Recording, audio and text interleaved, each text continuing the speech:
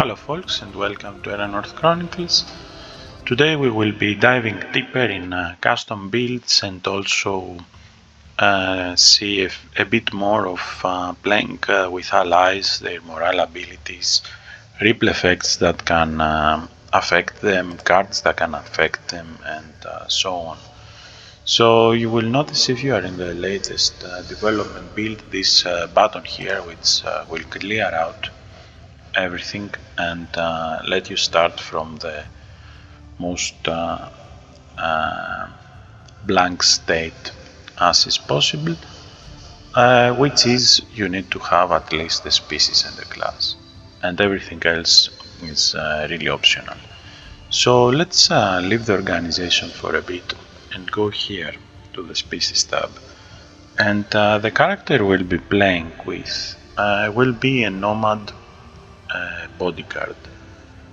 So the Nomads is under the human category, and they will give us some trade expertise bonus, will increase our summon limit, and additionally boost our resilience and agility a bit, as well as gives us these cards. And here we have the Drifter, which whenever you play a Drifter, this ability kicks in and it says Caravan allies gain +2 power, and Caravan allies are allies that have the Caravan type. For example, if you click here, the codex entry of Caravan, you will notice that its type is Caravan, so that card, the one we saw, Drifter, will boost these ally types, while Drifter himself is a Nomad and Guard type, so he won't be receiving this bonus. And if you check the ARAF, you will notice that he's a Nomad Warlock, he won't receive this bonus either. So playing a Drifter will increase your Caravan allies power by +2, that's a permanent +2, till you reach on the modes cap, which for most modes are 120 power. That corresponds to a maximum damage of 120. So potentially this Caravan can at some point grow to be that strong that will be dealing up to 120 points of damage. Of course, you have a long way to get there as its power starts from 4. Also, when you attack with an ally, they trade damage with the enemies, so your Caravan is quite fragile and might die if it takes too much damage. And we'll see what you can do to work around that. We have their abilities, so instead of attacking, he can create a guile in your hand. Instead of attacking, he can burn and deal 2 to 4 fire damage to 2 random enemies. And instead of attacking, he can produce 10 gold and let you draw a card. This is the morale ability, so when the Caravan attacks and deals damage to an enemy, you draw a card. This is the demise ability, so when the ARAF dies, you draw a card, leaves play. You can dismiss him to trigger this effect, you don't have to wait for him to die. And Drifter also has a demise ability, defend +3 whenever he leaves play. So we will be playing as a Nomad human, and for the class we will be picking the Bodyguard mercenary, which is the simplest mercenary you can possibly pick, and close in gameplay to the most traditional deck builders, where your only defense is defend, but not exactly. As you will see, you have way more tricks in your sleeve than just defending the damage passively. And also we have the background where we will be picking the Caravan Guard. So the Caravan Guard will also gives us this guy right here, which is a dwarf guard. His passive, if he doesn't attack, he gives you defend and deals chaotic slashing damage. And if you discard this card, you can get defend and heal your allies. So we'll see all this in action. Let's also go now and pick an organization for our character, and that will be the Via Aurum, which is the Merchant Guild. So we are associated with the Merchant Guild, and the reason I'm doing it is because we will be investing anyway in diplomacy and trade, and we will be having plenty of guard allies, and many of our cards here will work well with this sort of allies. Will also gives us access to some additional guards that we can use, and also it will give us access to an improved caravan that we can use instead of the caravan that we start the game with as a Nomad. Okay, so this is our choices. We can also pick a gear, and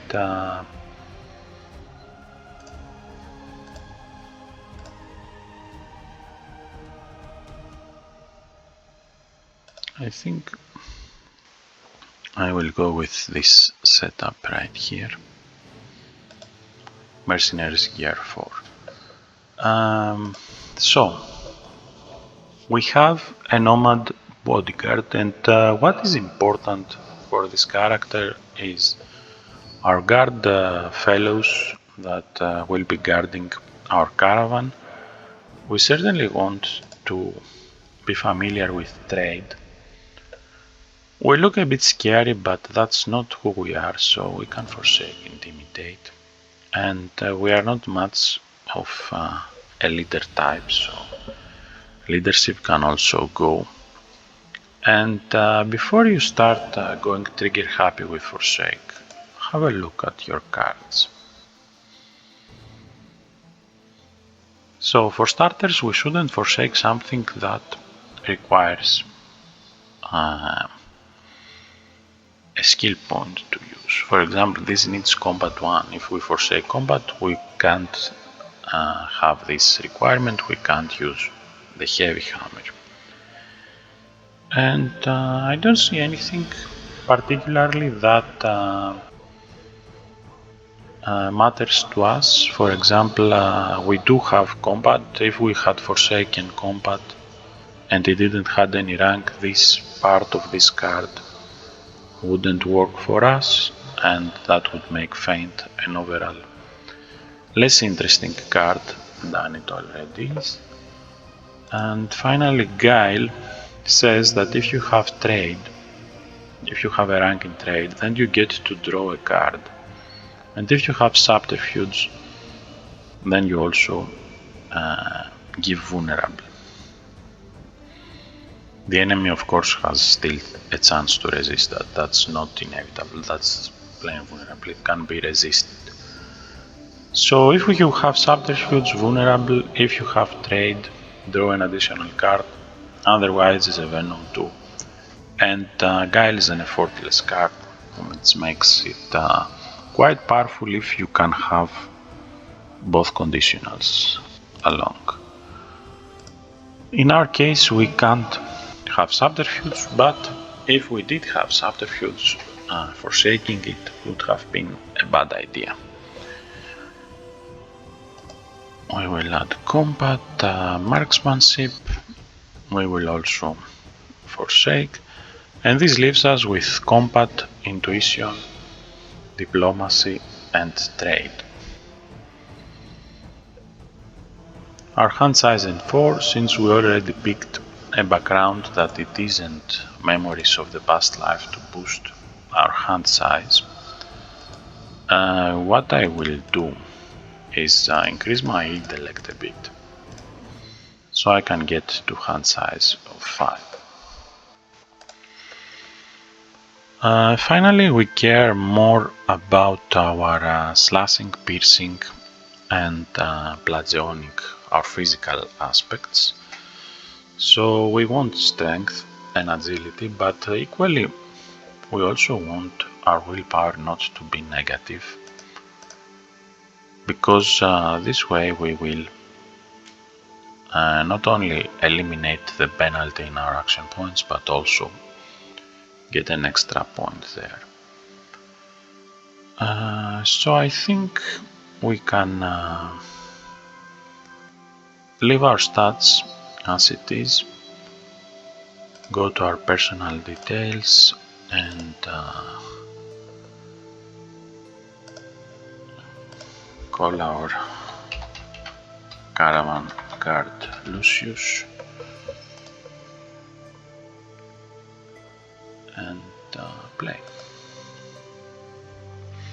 Okay, so first thing that we will be doing is going over our deck, and the best way you can go about it is to either keep it as it is if you are uncertain on how to build it, or empty and start from scratch. So we will be using the caravan, of course, and that's technically 0 cards in our deck, because once we use this card, it has uses 1, it will leave our deck, and then we will get a permanent caravan ally in play. We'll get drifters, of course. Drifters, and playing them will increase the strength of our caravan fast. We are in a desert, so Araf would be good to have in, because fire is having an affinity in the area we are in. Stun and defend, taunt, weaken and vulnerable, healing and retribution, adrenaline surges. This card is auto-included in most mercenaries. You will want to have this card. Block, quick slash,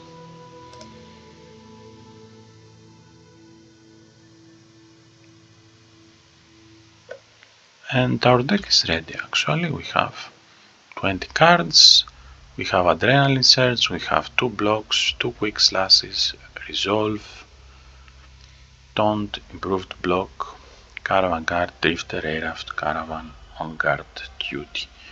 No, we need 1 more card, so let's add 1 more quick slash. Okay. From perks, you can start by taking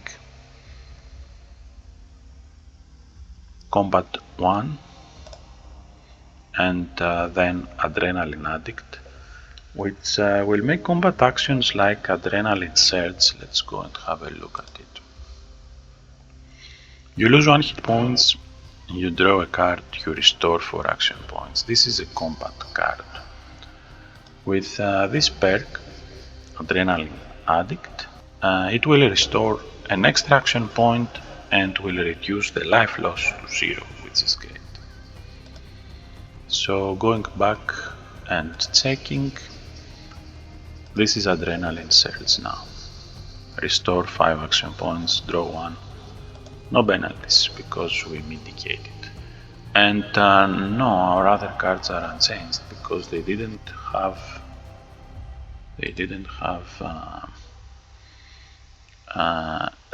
they couldn't restore action points and they didn't force you to lose life, so these effects weren't there. These effects aren't improved unless they are already in your combat action.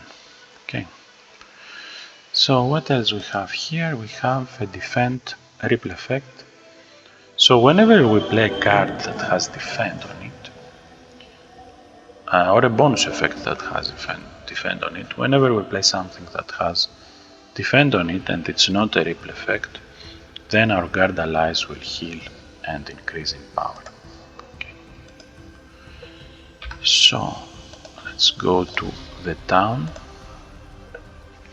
And here you can buy some extra things if you like, maybe to improve your deck, maybe to help you from your backpack if you are wounded, like a portable bedroll, always a good idea to have around.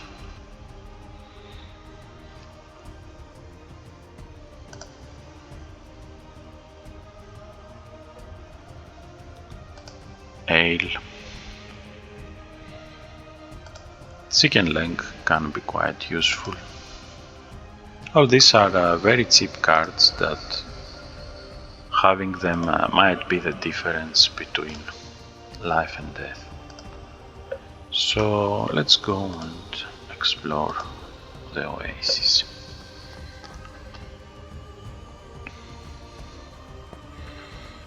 Okay, so we have a decaying ghoul, we have this guy here that will heal or attack, and he will attack unless he can heal someone. So if you don't want him to attack, you need to harm his allies.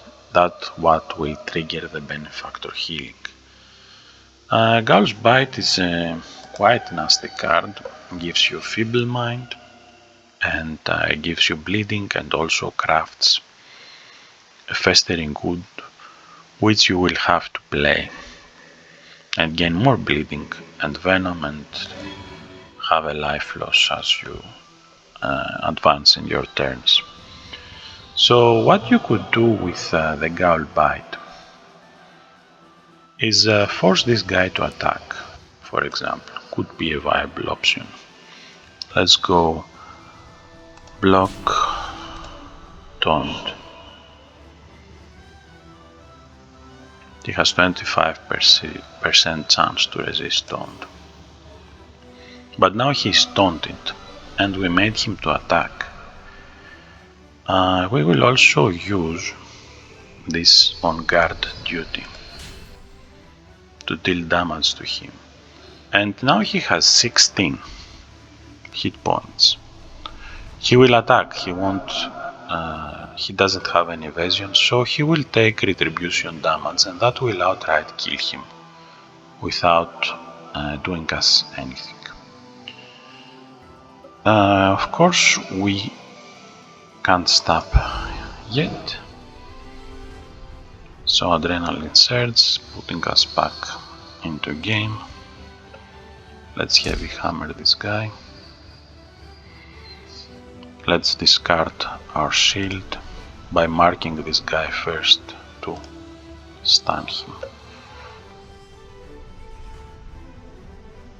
And as you will see, the retribution gone. Also we dealt 27 damage to the middle guy. That's because Wrath, which is part of our hammer, benefits from retribution. Wrath gains additional damage if you have retribution. So basically we took our retribution and added it to our Wrath, dealing 27 damage to the cardist, and in the process ruining our plan to kill the ghoul. So how we can go about it? We can play our drifter, and he can attack. We can also bring our caravan into play. Click to draw a card. This could be enough to kill this guy, but we will still absorb his damage.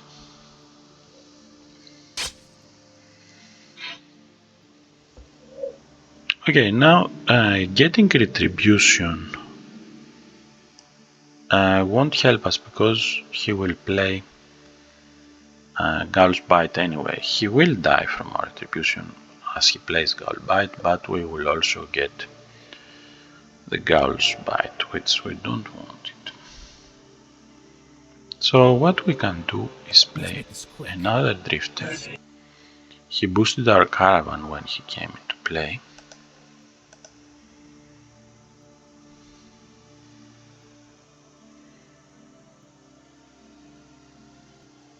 Play on guard duty.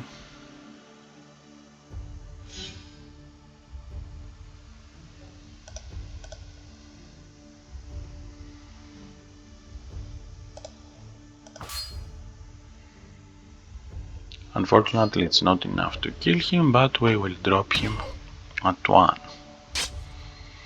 Now we can just kill him with our shield.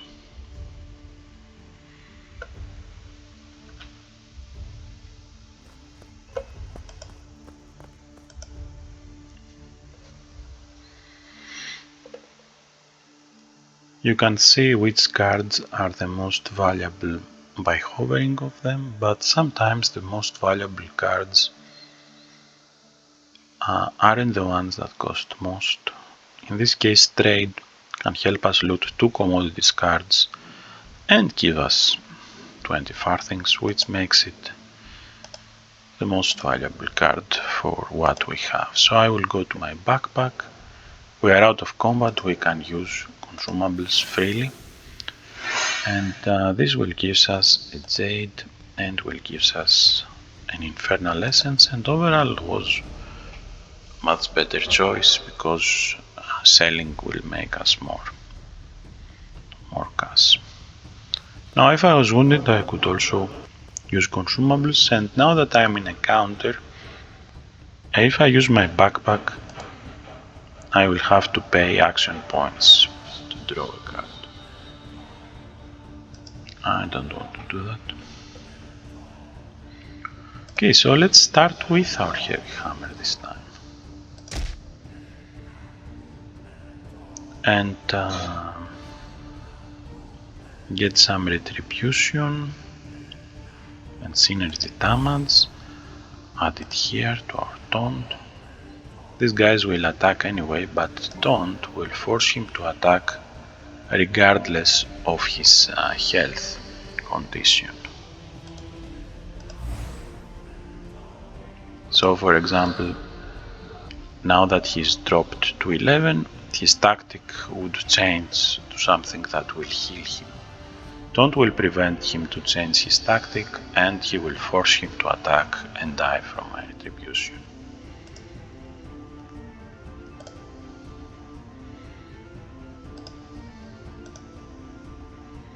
So we'll take 1 attack, he will die and he's incapacitated.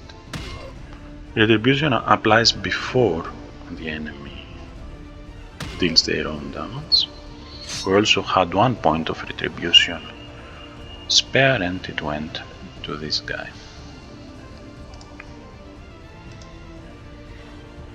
So my Araf died, and because he died he gave me defend 3, that's his demise ability when he leaves play. And because I have the ripple effect whenever a card with defend is played, a card that, or a bonus effect but not a ripple effect, my guard allies, so this guy here, healed and also got an additional power. Let's also bring our Araf, which he has a fire affinity power bonus. Also if he attacks he will deal additional damage because the ley line here benefits fire by 2. And if he was dark, earth, astral or water, he would have an aversion instead.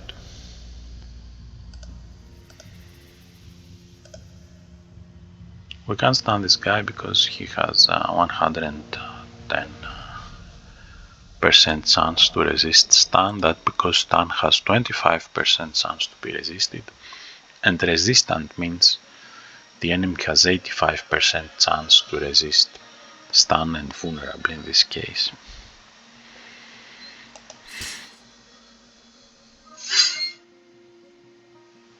So we'll just get some retribution. This will drop his health a bit, and now we can kill him with our Araf.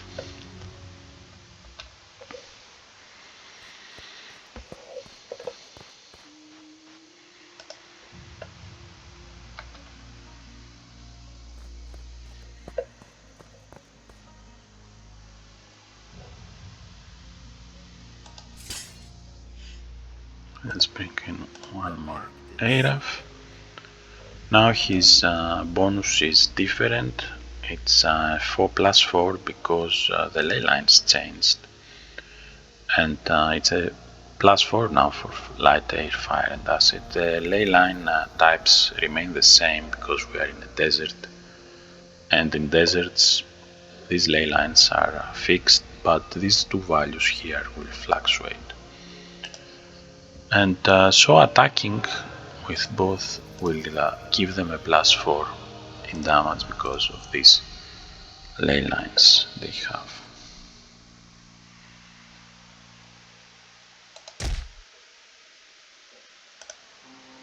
Let's stun them both.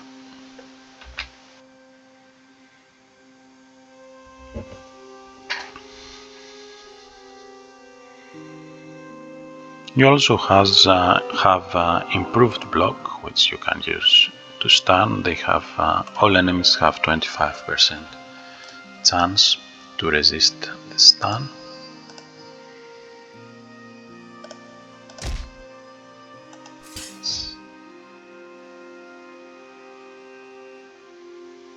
And let's kill him with our shield.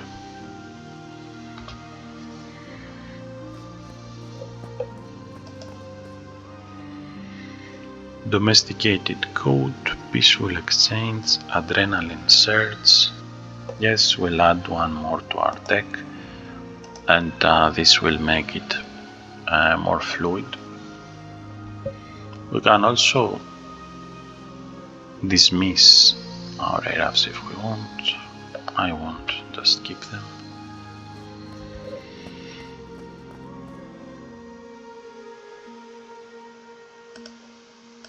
Let's attack. So this guy now will shield, and if we want him to attack, we can try to taunt him. And now we can guarantee that he will attack. The problem is we don't have anything to give us retribution. Let's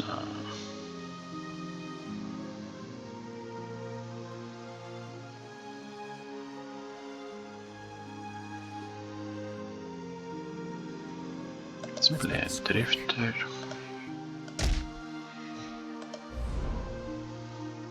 Can play another drifter. We still don't have anything for retribution. Guile can also help us draw a card.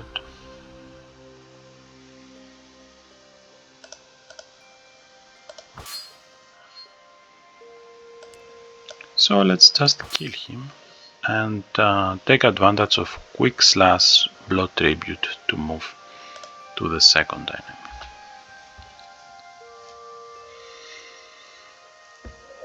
But if you had a card like this, then retribution can be used along with taunt to kill enemies before they attack. Also, stunned enemies present a nice opportunity for your allies to attack them without suffering any damage.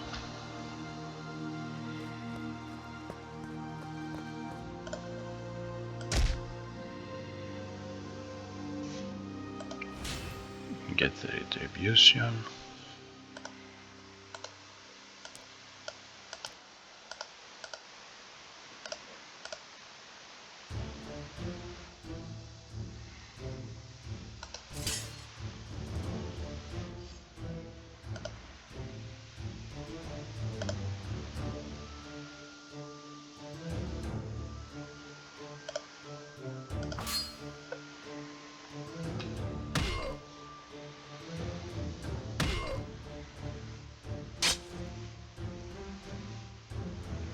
Retribution killed the Gaul.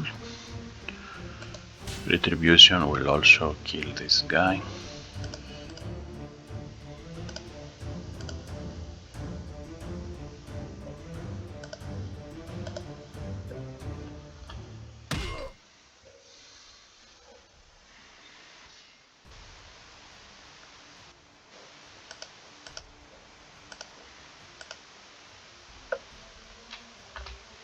And That's it. Let's get the sharp blade, which is a great weapon to have. Inevitable, vulnerable, double, and a lot of damage. It's a great weapon for our Nomad mercenary, and we can also get barter. So if we ever get diplomacy, it would be interesting, or we can get punish. You choose between synergy wrath, resist physical, or resist physical too, and you also get retribution.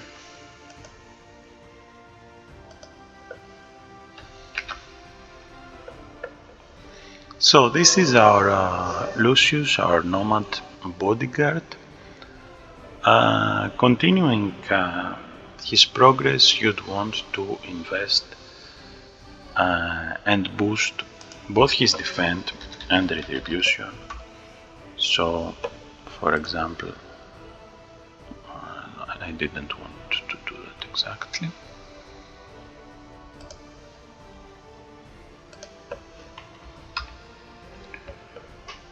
These are perks that will boost your defense, and if you search for retribution, there are also some perks that will increase our retribution, and if you want to improve your guard allies, you want to get Guard Captain Cold in the mix.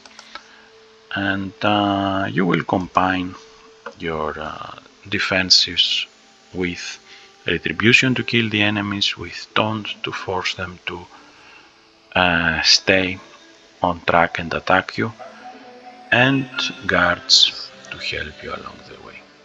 I hope you will enjoy playing with this build.